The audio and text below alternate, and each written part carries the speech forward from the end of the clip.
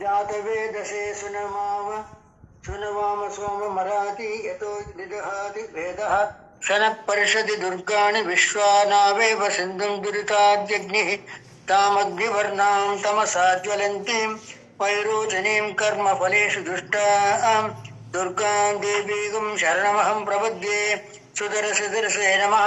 अग्ने त्वं पारय नव्यो अस्मान् स्वस्ति विरति दुर्गाणि विश्वा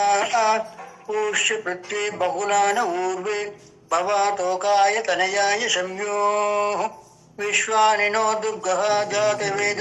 सिन्धुं नाम दुरितादिदर्शि अग्ने अत्रिवन् मनसा गुणानो अस्माकं भोज्यविदा तनूनां पृतनादितगं सहमानमुग्रमग्निगं हुवेम परमात्सदस्ताद् सनः पर्षदि दुर्गाणि विश्वाक्षामद्देवो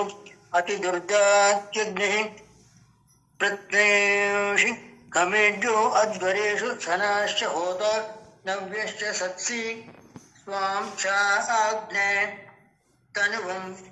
पिप्रयस्वा स्मभ्यं च सौभाग्यमायस्व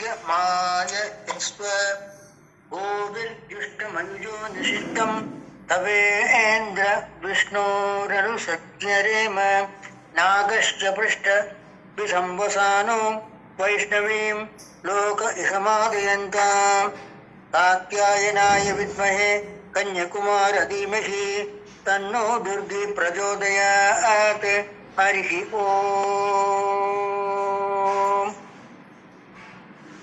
ओम सद्गुरु श्री शेषाद्रि स्वामिகள் திருவடிக்கே ओम हिरण्यवर्णां हरिणीं सुवर्ण रजतस्रजां चन्द्रां हिरण्मयीं लक्ष्मीं जातवेदो महावः तां महावः जातवेदो लक्ष्मीम् अनपगामिनीं यस्यां हिरण्यं विन्देयं कामश्वं पुरुषानहम् अश्वपूर्वां रथमद्यां हस्तिनाथ प्रबोधिनीं श्रियं देवीम् उपह्वये श्रीर्मादेवीर्जुषतां कांसोद्भुतां हिरण्यप्राकाराम् आर्द्रां ज्वलन्तीं तृप्तां तर्पयन्तीं पद्मे स्थितां पद्मवर्णां तामिहोबह्वये श्रियं चन्द्रां प्रभासां यशसा ज्वलन्तीं श्रियं लोके देवजुष्टामुदारां तां ीं शरणमहं प्रपद्ये लक्ष्मीर्मे निश्चितां वृणे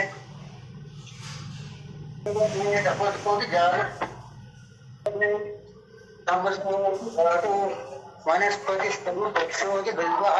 तस्य फलानि तपसानुसन्तु मायान्तरायाश्च भाग्याः लक्ष्मी उपैतुमाद्येव सदकीर्तिश्च मणिनासः प्रातुर्भूतोऽस्मिन् कीर्तिमुक्तिं ददातु मे शुद्धिपाशामलां ज्येष्ठां लक्ष्मीं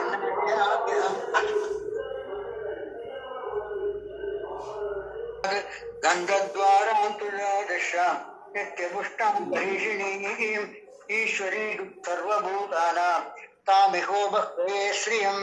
मनसः काममाकोतिं वाचस्पत्यमशीमहि पशूनां रूपमन्नस्य मयि श्रीरयतां विदः कर्दमेन प्रजाभूता मयि सम्भव कर्दम श्रियं वासे मे कुले मातरं पद्ममालिनीम् आपस्तुतिं स्निग्धानि चिक्लीश वसमे गृहे निज देवीं मातरं मे कुले आर्द्रां पुष्परिणीं पुष्टिं सुवर्णां हेममालिनीं सूर्यां हिरण्मयीं लक्ष्मीं जातवेदो महावः आर्द्रां विकरिणीं यष्टिं पिङ्गलां पद्ममालिनीं चन्द्रां हिरण्मयीं लक्ष्मीं जातवेदो महावः तां महावः जातवेदो लक्ष्मीम् अनपगामिनीं यस्यां हिरण्यं प्रबोधं गावो दास्येष्वान् निन्देयं पुरुषानहं महादेवी च विद्महे विष्णुपत्नी च धीमहि तन्नो लक्ष्मी प्रचोदयात् हरिः ओम श्रीमात्रे नमः। अन्यथा शरणं नास्ति त्वमेव शरणं मम तस्मात् कारुण्यभावेन रक्ष रक्ष महेश्वर ओम श्रीकांताय कल्याणाय निधये निधीनां श्री वेंकटनिवासाय श्रीनिवासाय मंगलम मंगलाकारणवरे मदाचार्य पुरोगमैः सर्वेषु पूर्वैराचार्ये सत्कृतार्यार्थमङ्गलम् हरिः ओम्